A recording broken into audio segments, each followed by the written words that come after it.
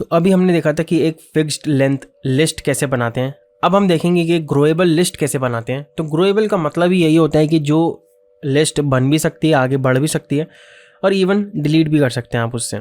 तो इसका कोई फिक्स्ड लेंथ नहीं होगी, तो इसमें आप कितना भी डेटा डाल सकते हैं। तो इस तरीके की लिस्ट को कहते हैं ग्रोएबल लिस्ट। तो इसको बनाते कैसे हैं सबसे पहले वो देखते हैं। तो वही सेम प्रोसीजर है, एक आप लिखेंगे लिस्ट, फिर आप उस लिस्ट का नाम लिखेंगे। तो मैं कहूँगा लिस्ट ऑफ नंबर्स, फिर मैं कहूँगा इक्वल्स टू, फिर मैं वगैरह लिस्ट लिखने के बजाय मैं लिख सकता हूँ यहाँ पे एक स्क्वायर ब्रैकेट। और स्क्वायर ब्रैकेट क्या करते हैं, रिप्रेजेंट करते हैं कि एक लिस्ट है। ओके, तो अब आप यहाँ पे कुछ भी नंबर लिख सकते हैं, जैसे कि 1 2 3 4।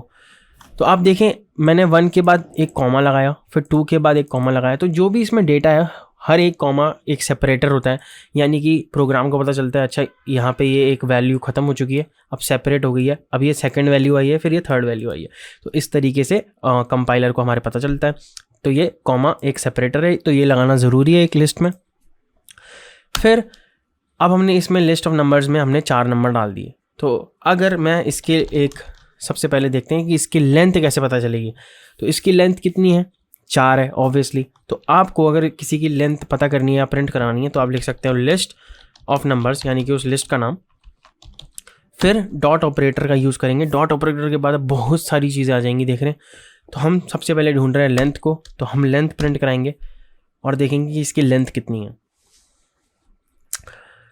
तो इसकी है लेंथ 4, पर इसकी इंडेक्सिंग कैसे शुरू होती है, 0 1 2 3 4, राइट। ऐसे चलिए इंडेक्सिंग 0 से शुरू होती है।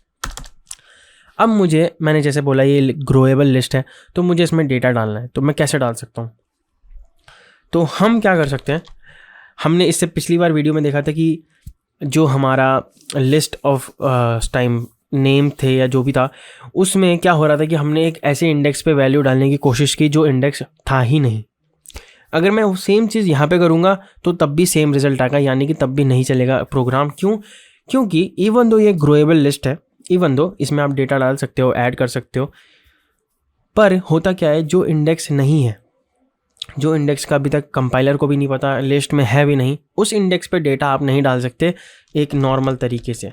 इस तरीके से मान लीजिए मैं कहूँ 5th इंडेक्स में डाल दो 3 या 23 नंबर या जो भी नंबर, तो ये पॉसिबल ही नहीं है क्योंकि वो इंडेक्स ही नहीं है, उसकी लेंथ ही 4 है, राइट। तो ये पॉसिबल नहीं है। बट हाँ, मुझे पता है कि इसके इंडेक्स कितने हैं, 0 1 2 3, क्योंकि ये 4 लेंथ है, तो लेंथ से कम ही होंगे इंडेक्स ऑब्वियसली, क्योंकि 0 से शुरू हो रहे हैं।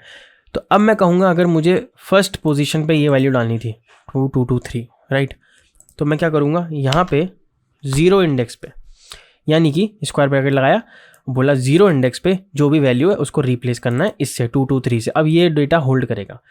तो मैं अगर यहाँ पे प्रिंट कराऊँ लिस्ट आपकी और इसको लिखूँ ऐसे, तो मैं इसे रन करूँ तो हम देखेंगे 2 2 3 आएगा 1 की जगह, बाकी सारे नंबर। तो आप देख सकते हैं 2 2 3 आया, फिर 2 3 4। तो इस तरीके से आप एक लिस्ट का डेटा रिप्लेस कर सकते हैं। अब जैसे कि हम तब से बात कर रहे हैं ग्रोएबल लिस्ट की, तो ग्रोएबल लिस्ट इसलिए है कि हम डेटा इसमें ऐड कैसे करेंगे। तो हम सबसे पहले लिखेंगे उस लिस्ट का नाम जिसमें भी हमें डेटा ऐड करना है, वो है हमारी लिस्ट ऑफ नंबर्स। फिर लगाएंगे हम डॉट ऑपरेटर और फिर लगाएंगे ऐड के फंक्शन। तो अब देखिए यहाँ पे एक ऐड है और एक है ऐड ऑल। ऐड ऑल पे हम कभी बाद में आएंगे जब हम फ्लटर के बारे में ढंग से समझेंगे। फिलहाल हम देखते हैं ऐड क्या है।